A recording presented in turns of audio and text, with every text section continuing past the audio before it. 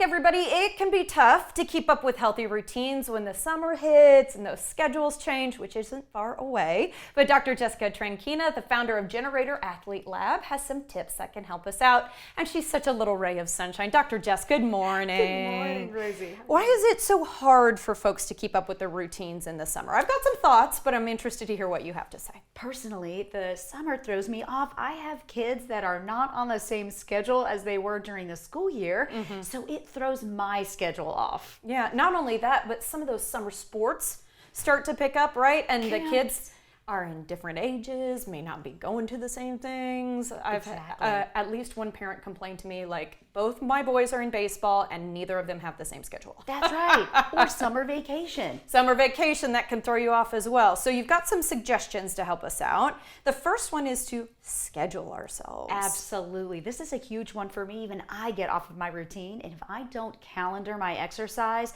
I may not do it. The other thing I can be guilty of is calendaring it at a time I will not do it, like 5 a.m. Don't do that. I did that last week, Dr. Jess. I never made a single workout.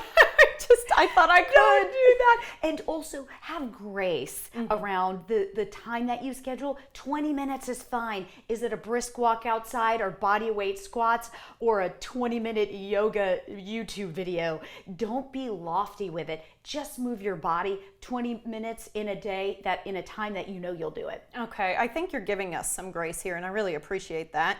You said when you start thinking schedule, the next thing you think is kids. Absolutely. This one's really big because even in the time that I may not have to schedule it, and I'm with my kids and they say, "Hey mom, come play with me at the playground," I say, that's a great thought and idea to not only connect with them, but to get some exercise in. Monkey bars, even sliding, playing chase, lifting them up over your head in the pool, some great shoulder exercises there. So secretly getting some bonding and some exercise time. And I like that, heading to a park, something like that, is a free third space. It's not work, it's not home. That's right. That's a really good way to get some exercise in. Okay, what is the 80-20 rule? I literally have it on my card. I don't know what it means. I love it. I adopt this in my life in general, especially on vacation. 80% of what is going into your body is something that you deem as healthy. Some people are keto, some people are vegan, some people are carnivore, whatever they deem as healthy in their nutrition world, whether it be legumes or veggies or fruit. I consider that 80%, and 20% is what your soul wants you to have. That piece of chocolate cake, that piece of pizza, that's 20%. Oh, Dr. Jess, I love you. Thank you for saying that, because so often we are really like guilt-based when it comes to food, and you want to stay on a diet or a lifestyle change, and you don't feel like you should go off the rails because then you think the whole thing's going to go off the rails. That's right, and it won't. It won't. And if we just want it so badly that we don't let ourselves have it, we won't stop thinking about it and we'll be really sad. We'll be really sad, and a binge might be happening for me. Okay, importance of sleep. It always comes up when we talk about health, that sort of thing, but talk to me a little bit about what you wanted to mention today when it comes to sleep. And the research is there. It is. Hygiene is so important. When we go on vacation or we're off our schedules or we're staying up a little later than normal, to be mindful of and protect the sleep hygiene. And what I do if I know I'm going to potentially be off is I start incorporating some deep breathing before I go to sleep. That box breathing, maybe we talked about last time, where we breathe in for 4, hold it for 4, breathe out for 4, and then hold it out for 4. And we do a few rounds of that to bring our bodies from sympathetic state to parasympathetic state so we can get that restful 7 to 9 hours. Especially when I think about like going on vacation, maybe you go to the coast or something like that and you're on a time change. That can be really difficult. So what would be your suggestion, maybe if someone's an hour or two off, right, what they normally are? Would you say stay with what you normally do? Yes, and that could be hard. That could be hard.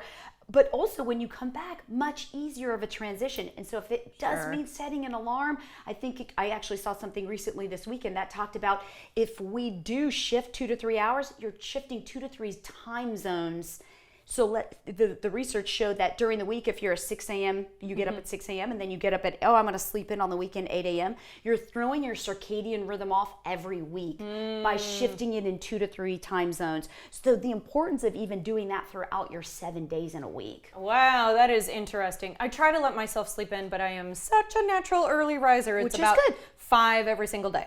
All right, so let's talk about showers, and you said to me alternating shower temperature. Yes. Specifically, because I told you as a kid, just at camp, someone told me, hey, run your shower cold before you get out. That way you won't feel cold when you step out of the shower. And I didn't know that had benefits, but apparently it does. I love that you've been doing this. For a long time. Girl after my own heart. So I'm a huge proponent of cold showers. I take them every day, and obviously I love cold plunges, but I ensured to incorporate contrast showers away from home. It resets not only my circadian rhythm, we'll chat about in a minute, but my hormones and mood. Really? Cold therapy elevates endorphin, serotonin, norepinephrine, all those feel-good hormones.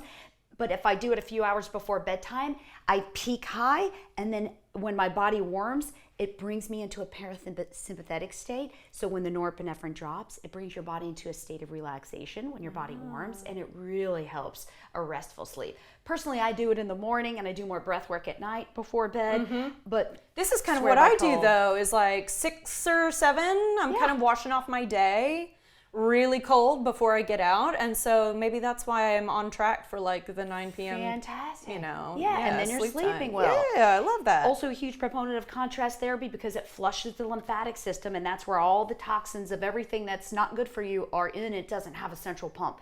Lymphatic system doesn't have a central pump like the blood system does, right? Okay. The heart is the blood system, the artery and veins. The lymphatic system doesn't have that. So alternating between hot and cold acts as a lymphatic pump, and you flush all that yucky stuff out. Learned so much from you. Okay, we have to go, but I just want people to know you see a lot of cold plunge stuff on your Instagram, but you have warm stuff too. We do. We have red light therapy and hot tubs and infrared saunas and all kinds of warm therapy too. Okay. We're huge proponents of contrast therapy. Sounds good. Can't wait to see what I learn next month. All right, guys, learn more about Dr. Jess's work and how you can get involved at generatorathlete.lab.com.